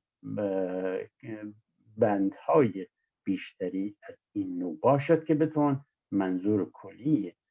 آنها را فهمید. مذهب شیعه، چرا اینها مذهب شیعه دارند؟ از این جعل منتسب به شاه خوشین برداشت شده که سید سرور خوشین بچه ها سید سرور دین پاک ما نهادیم، مذهب جعفر ازلیم علیم نامی من حیدر. خب این از این جعلیات برداشت کردن که این شاخه اینها به 12 امام اعتقاد دارن، البته به علاقه دارن چون الحق بازمانده الحق صفوی هستن و بحث تمرکز سخنان بر روی جهان بینی، تفاوت جهان بینی دانایان کردان هستش و این جهان متصوفه که حاج نعمت الله جشون آبادی و نوردی الهی که توصیف کرد. ساجنار این چیز کرده به خاطر اینکه ویدیو خیلی طولانی نشه، این چیزا بیشتر این اشعار هستش و برداشت هایشان چیز نادرست هستش، برداشت های نور علی الهی و نتونسته بعد بر کلام خانی و به اصطلاح تفسیر و تعویل کلام ها به هیچ وجه آشنا نبوده و همه برداشتهایش فرافکنی از ذهنیت های اسلامی هستش یا دین ادیان ابراهیمی به طور کلی. بعد 300 سال اینا چیزهایی هستش که سند سرسپاری این سازماندهیه، من هیچ وقت مربوط نیست به اون سرسپاری که ایشان در بالا که بدان پرداختیم به سند اون باشه. این گاو بیگاوان بیگاوان گاوی تا سر نسپاری کرده و لاوی تا حق نشناسی دیر چه گشت باوی و این چیزش کردن، این جعلش کردن و این دستکاری هستش و اینجا این گاو بیگاوان بیگاوان گاوی که این مربوط هستش به یک بندهایی یا مجموعه سروده هایی که در رابطه با سازماندهی هستش و این هیچ ربطی به سرسپردن در معنایی یا در دیدگاهی که نورعلی الهی دارد نیستش. بعد این دوباره از این برداشت غلط کرده که مغز گاو حلال مغز هر، این منظور هم از یک سروده هستش، از یک بند هستش که منظور این است که کسانی که در مقامی، در منصبی، در به اصطلاح در گوشه‌ای که توانایی دارن، کاردانی دارن، داناییشان میتونه مفید واقع شود، در اونجا مشغول به مأموریتشون، مشغول به اصطلاح اجرای وظیفه یا اون مسند را به اون شخص سپرده شد، یعنی که شایسته سالاری نمیتون به اصطلاح این صدای گاو را به صدای خر یا کسی که صدای گاو دارد صدای خر در بیاورد یا برعکس. و این حالا اینجا جعلش کردن که مغز آوردن مغز گاو حلال مغز هرچه، و این در رابطه با اون نیست، بلکه در رابطه با شایسته سالاری هستش. بعد اینها همه به آیه ها آورده و سروده هایی که آورده به هیچ وجه، اگر اصل باشه به هیچ وجه برداشت هایش درست نیست، ولی اکثر اشعاری که آورده جعلیات هستش. بعد این در رابطه با خادم هستش. بعد موسی دفتردار هستش که ایشان در یک جایی که بعداً بدان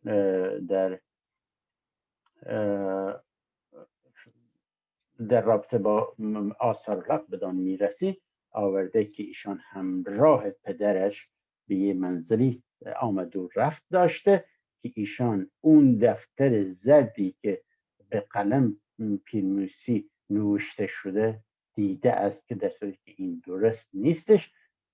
پیرموسی وزیر بود نه کاتب، وزیر دیوان بود و کاتبان بخشی از وزارت ایشان بودن یا مسئولیت های وزارت ایشان. بعد اینها سروده ها در مورد روزه هستش که همونطور که عرض کردم اینها بیشترشان جعلی هستند و یا سروده های کلام های دستکاری شده. اصول برهان الحق اینجا نوشته تجدید نظر در برهان الحق اگر پیش بیاید راجع به توضیحات همین موضوعات می باشد و اینجا آورده که اصول برهان الحق از کلام از سرانجام سلطان ساکی و تقی ناپذیر هستش و بنابراین اینجا آورده که آنچه که در برهان حق و عنوان اصول آورده از کلام سرانجام سلطان ساکی برداشت کرده و اینها تغییر ناپذیر هستند. حالا ببینیم اگر درست به یک جای میرسیم که در رابطه با شاهنامه حقیقت و یا اینکه اختلاف و اتفاق نظر ایشان و پدرش پرسش شده و ایشان میگه در رابطه با اصول اصلی هیچ تناقضی بین برداشت‌های ایشان بین آرا و اعتقادات دو نفر نیستش مگر در فرعیات به اصطلاح. اینها در رابطه با سرسپاری. بعد اینجا در رابطه با یه سفر به میان کاکایی ها در کرکوک داشته که اینجا اشاره کرده. البته این اشاره به کتاب الکاکایی هستش که اینجا آورده که 69 که به کاکایی ها توهین شده که این موضوع چرا خاموش، که در بعضی نوشتا بعضی نویسندگان این را آوردند که این موضوعی توهین آمیز که گویا چراغ خاموش میکنند و هر کسی به نزدیکترین به اصطلاح زن با شروع به آمیزش میکند و اینها چیزهایی برداشته اینا درست هستش که آوردن. و در جای دیگه از سفرش به چیز سخن میگوید به کاکه یا که با سید عباسی میرسیم که این ویدیو خیلی طولانی نشه که اینم ببینیم که با این شخص چیز میکنه، ملاقات میکنه و ایشان بعضی کلام ها از بر دونسته و اون کلام ها هم تقریبا همانی بوده که نورعلی الهی در دسترس داشته و جلو چه دستکاری شده بود. اختلاف بین سرانجام و قرآن پرسش از ایشان شده که اختلافی نیست، چون سرانجام باطن به اصطلاح قرآن هستش و علی و در جای آورده که علی و سلطان ساک هر دو از یک ذات هستش و اینا را دلایلی می آورد که از نظر اصول اختلافی بین قرآن و سرانجام نیستش. بعد این آقا سید همینه که عرض کردم 1307 به کرکوک رفته و با شخصی به نام آقا سید فتاح ملاقات کرده و ایشان کلام خان بودند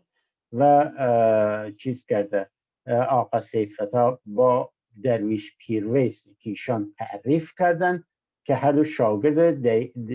درویش نظر گرمیانی بودن، یعنی این دو نفر. این درویش پیرویس بعداً به جل میپردازد و سید فتاح میخواهد ایشان رو بکشد. در واقع مردم میگیرند که ایشان این کار را نکند، ولی در واقع نورعلی الهی در یک جای آورده که کلام هایی که سید فتاح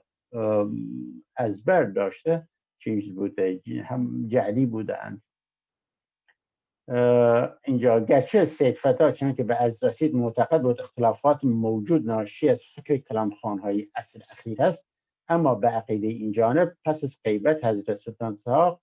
اسحاق مندرجاً به علت مذکوره فوق اختلاف فاصل و کلام سرانجام تحریف گردیده. یعنی نورعلی معتقد است که کلام های دوره سلطان صاحب به تدریج دچار دستخوش تحریف شدند و این دلیلش هم آن که سید فتاح مدعی بود کلامهایش بدون تحریف است متاسفانه نه چندان فرق فاحشی با سایر نسخ سرانجام‌های فعلی نداشت. در نتیجه کلام‌های کاکایی ها در این مقطع در سال 1307 که نورعلی الهی به منطقه کرکوک سفر داشته در نتیجه تفاوت نداشته و همین کلام های دستکاری شده و جعلی در دسترس آنها بوده و این شخص پسر به اصطلاح پسر همین پیرویس بعدن همین جعلیات پدرش را به کرمانشاه میبرد. اینجا یک جایی آورده نورانی الهی که این به چاپ میرسه یا دستنویس میشه و بخشی از کلام های به اصطلاح الحقا میگرده. اینجا سید عباس چیز میکنه الحقا و رسوم آنها همون آورده که رسوماتشان یکی بوده در زمانی که ایشان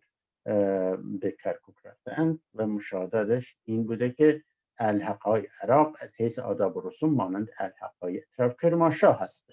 هستند.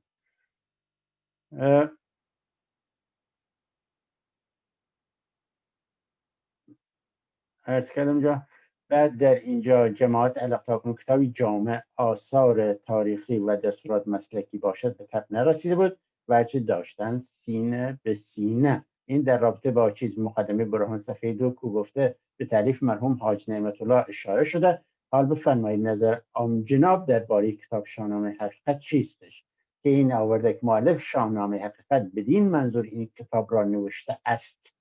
چون برای جماعت الحق تاکنون کتابی که جامع آثار تاریخی و دستورات مسلکی باشد به تب نرسیده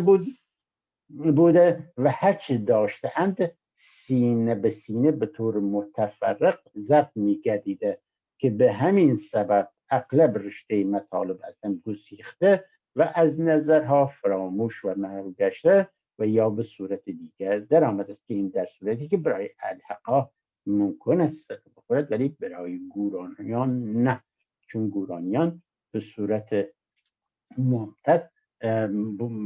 انسانها را بار آورده میکردن در جمعها و دسترسی داشتن به کتابخانه‌هایی به کتب کتابخانه‌هایی که گوبینو اشاره داشته و انسان‌های سرسلطان و بزرگواری و فیلسوفی مانند شیخ امیر سده دوازدهم قمری و تیمور بانیاران و نوروز سورانی از فیلسوفان سده 13 قمری بار آورده شدن در محیط به اصطلاح فلسفی و اینها ولی سادات به صورت موروثی مسنس نشین پسر جانشین پدر می شود و اینها بدور از یاری و جمع یاران بودند و سنت های دیگری داشتن و دنیای دیگری. و اینجا آورده که این شاهنامه حقیقت که همون کوربن گفته بود که وزرا همتراز انجیل هستش توسط دکتر محمد مکری به چاپ میرسد و البته در بعضی موضوعات تغییر و تفصیل لازم دارد. این که در بعضی موضوعات در شاهنامه ایشان که همونطور که عرض کردم در رابطه با اون ذره ایشان تجدید نظر کرده که ذره حاج نعمت تغییر داده بود که 1000 مظهریت دارد و 1001 به اسم مظهریت حسابرسی هستش. بعد اینجا شاهنامه اولین بار به تفاوت نفس و رو بعد اینجا آورده که محمد به صورت رمزی از زرتشت هم نام برده است. این که پرسیدن چرا اینجا هستش که در قرآن یکی از اسامی رمز پیغمبران اختصاص به زرتشت دارد. اینجا در مورد زرتشت پرسیده شده و ایشان گفته که به صورت رمزی از ایشان نام برده شده. حالا کدام اسم بود نمیدونم یا اینکه نیاورده. تصوف اسلامی که شامل پایبند به احکام قرآنی هستند. اینجا دوباره تکرار میکند که رشته تصوف که به اعتباری هم به معنی تصفیه کردن اخلاق آمده است شعب متعدد ادیان اهل کتاب دارد. من جمله شعبه تصوف اسلامی است که شامل کسانی می شود پایبند به احکام قرآنی و شریعت حضرت محمد و پیرو مذهب شیعه اثناعشری جعفری باشند و در صوفی حقیقی محسوب نخواهند شد. و پس صوفی به این معنی که ارشد مسلم است 12 امام را قبول دارن. که سوال شده آیا قبول دارن؟ یعنی قبول ندارن. اینجا شأن و مقام الحق است که از شریعت و طریقت گذشته و به مرحله حقیقت رسیده باشد. و الحق چیز دارن؟ اعمه خدا را علی و 11 فرزندش از امام حسن تا محمد مهدی میدانند و دارای مذهب اثناعشری هستند. اینجا دوباره تکرار میکند. بعد محمد و علی مقام، به اصطلاح اینجا فرق بین مقام محمد و علی را مقام تفاوت مقام و ذات میداند که علی ذات هستش و محمد مقام هستش، مقام نبوت دارد.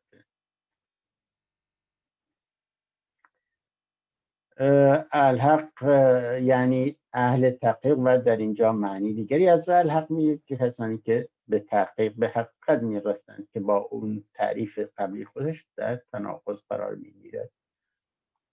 آیا مردان الحق مجاز هستند بیش از یک زن بگیرند؟ در اینجا آورده که آنها تابع خودشان قانونی دستوری ندارند. در دستور الحق راجع به زوجه واحد یا متعدد تصریحی ندارد. بنابراین رعایت قانون شرع را طبق احکام قرآن باید نمود. بعد مسلک الحق از زمان علی به طور سری یدن بید رسیده به سلطان و رسمی و علنی شده. بنابراین این دین ها از اسلام شروع میشه، همون نظر پدرش که از خلقت شروع میشه این تاریخ و به حضرت آدم و ابراهیم و بعد محمد تا به علی و این مذهب اثناعشری جعفری و مسلک الحق تداوم این سلسله باور هستش. بعد الحق چون ما در تدوین همون که عرض کردم بود، دوباره اینجا تکرار، پس بنا به مراتب فوق که توضیحاتی که در بالا میدهد، فرقه الحق مسلکی است از بطن مذهب شیعه اثناعشری جعفری پیدا شده، یعنی تابع دستورات حضرت علی می باشد. اصول عقاید به اصطلاح الحق اینجا سوال شده که خودش به صورت شعر جواب داده و در برخی جاها همچه اشعاری جعلی و برخی سرودها آورده با برداشتهای نادرست. و در اینجا به خلقت میپردازد که همونه که حاج نعمت گفته بود که جبرئیل و اسرافیل و اینها چیز کردن، خلق کرده در ابتدا، که در اینجا ایشان نورعلی مشخص میکند که جبرئیل بنیامین هست، اسرافیل داوود، میکائیل موسی و اسرائیل مصطفی هستش. از اصول فروع احکامی که در بیابس پدیوری منعقد است مطلقاً اختلافی مهمی وجود ندارد. این در رابطه که همونطور که عرض کردم در رابطه با اختلاف ایشون با پدرش هستش. از اصول و فروع احکامی که در بیابس پدیوری منعقد است مطلقاً اختلافی بین مفهوم روایات شاهنامه حقیقت و برهان حق وجود ندارد. قسمت اول احکام اصلی است که در بیابس پدیوری نهاده شده است. البته به بیابس پدیوری هم طابق نعل بالنعل، یعنی به اصطلاح پشت سر هم یا سینه به سینه یا در عالم ساجناری خواهد بود. ببینید جایی که این به تکیو به خانقاه اینا در چه معنی هستن در صدر اسلام هم وجود داشته. این محل اجماع عرفا خانقاه و ایشان که میگن که به جمخانه چیز کرده، عبادت خود جمخانه نامیدن که این درست نیست. جمخانه نیست، جمخانه محلی ثابت است. جمخانه جایی است که یاران در آن جمع می شوند، حالا منزلی باشد یا در گوشی از طبیعت باشد، بر سر چشمی باشد، آن جایی که یاران گرد هم آیند آنجا جمخان باشد. بعد اینجا از بزرگان الحق و چگونگی مسلک و مرامشان تا زمان طبع و نشر کتاب برهان حق سخن به میان آورده که اینها از اسامی بزرگان الحق و چگونگی مسلک و مرامشان هم تا زمان طبع و نشر کتاب برهان حق و شاهنامه حق در هیچ کتابی اسمی از آنها نبود. با این وصف آیا میتوان با استناد به این که چون مسلک الحق در کتب تاریخی درج نشده وجودش را منکر شد؟ این چیز میکنه در واقع که این را میگوید که این مرام و مسلک و به اصطلاح مرسوماتشان سینه به سینه اومده تا وقتی که شاهنامه و در برهان حق به صورت کتاب چاپ شده. بنابراین داستانهایی که در شاهنامه حق الضبط است همگی اقتباس از روایت مشهوره و متواتره کلامخوان‌های الحق است که سینه به سینه تا این زمان رسیده است و مؤلف شاهنامه حقیقت آنها را جمع آوری نموده و به رشته نظم درآورده تا از بین نرود. بنابراین شاهنامه در واقع همانطور که کوربن گفته بود برای الحق‌ها حکم انجیل دارد و آنچه در قدیمتر بسیار گذاشته داشته اند یا سینه به سینه به قول نورعلی آوردند حکم چه همون تورات رو دارد. منتها تورات نوشتاری بوده، اینها سینه به سینه آمدند که در اینجاست که با انجیل مقایسه میشه. بعد موسیقی آیا حرام هستش؟ که این آورده که موسیقی علمی هستش و تا وقتی که در راه به اصطلاح انحراف اینها استفاده نشه حرام نیستش. ولی اگه همونطور که قرآن گفته اگه استفاده درست نشود که حرام میگرده. بعد اینجا در رابطه با مظهریت حضرت علی و حضرت سلطان اسد از لحاظ مظهریت جلوه نور حق ذات کل بودند، یعنی آینه صفت مظهر جلوه نور ذات خدا هستند و ایناست که اینا را همتا قرار میداد که دین به اصطلاح اثنا عشری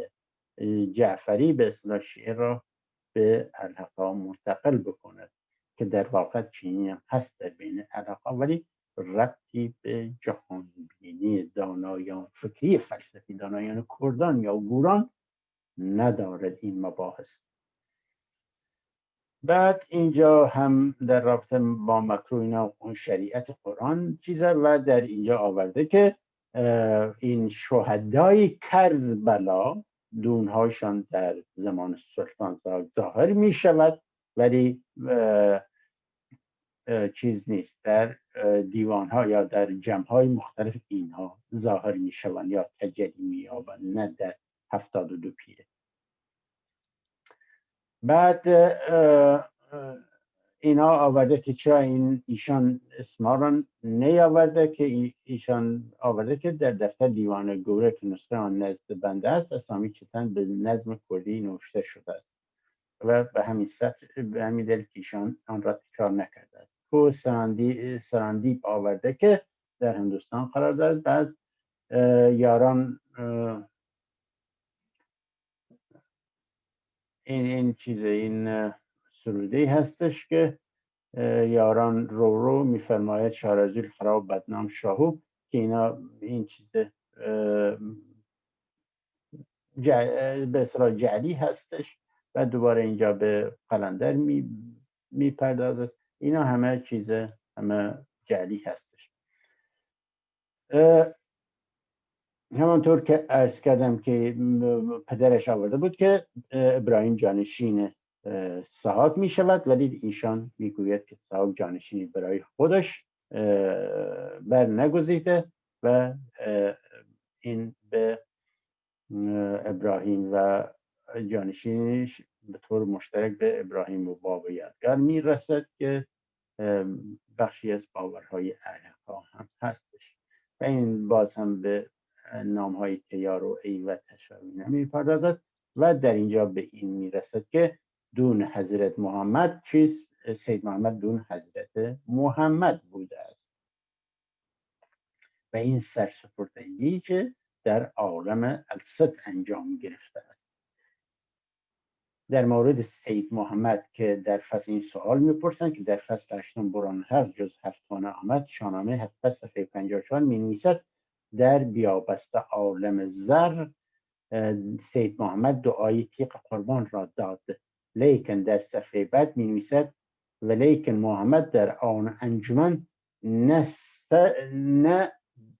بسپرد سر را به کسی ز آن وطن. خب علت سر نسپردن او چه بوده و چگونه میتوانسته بدون سر سپردن نظر دعا دهد؟ علت سر نسپردن ایشان میشه احمد مصطفی یعنی سید محمد در عالم زر آن که چون مقصود از آن بیابست در وهله اول ایجاد موجودات و در وهله ثانی بنا نهادن پایه دیانت بین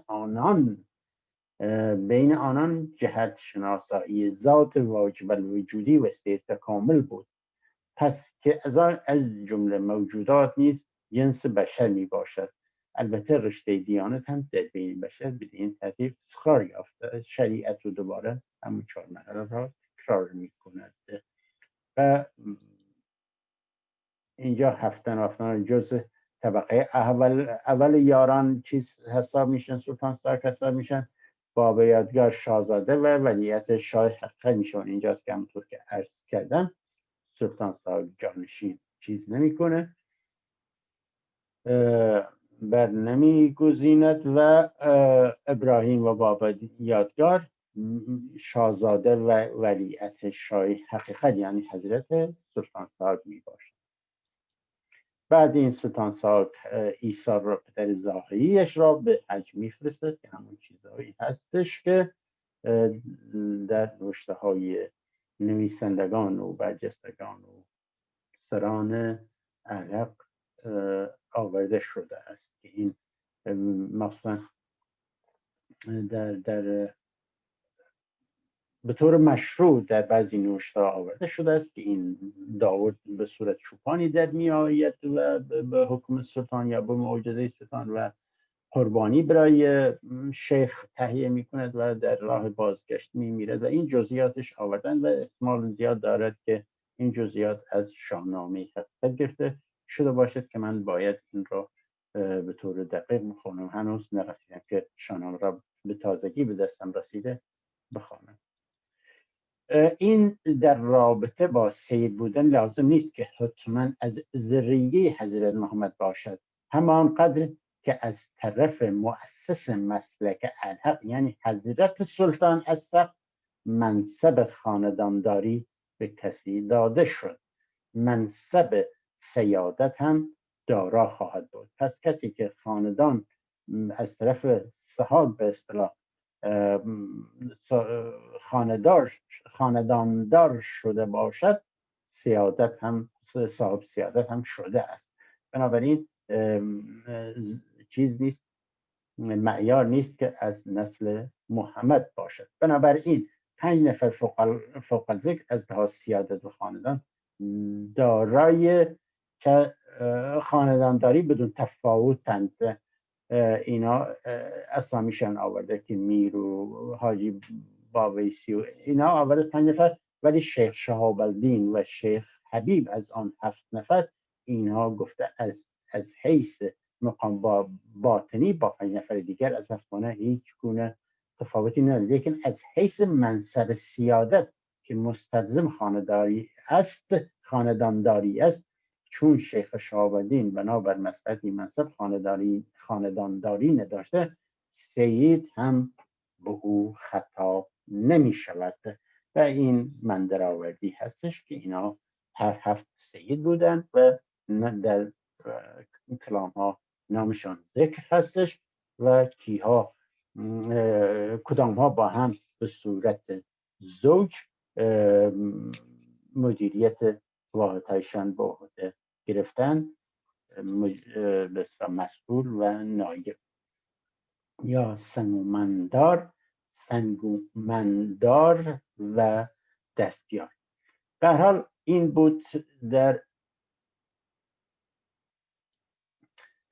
بود بسیار نکات محمد برهان‌الحق و نکاتی که با نظرات و آرای حاج نعمت الله جیحون آبادی تطابق داشت و نکاتی که یا مواردی که الحقا از این دو نفر به عالیت گرفتن و امروز جز باورهایشان هست و از آنها پیروی میکنند و به آنها به عنوان اصول و بسیار پایه‌های مذهبیشان عمل میکنند. بنابراین ما میبینیم که الحقا یا الحق اصول و ارکان و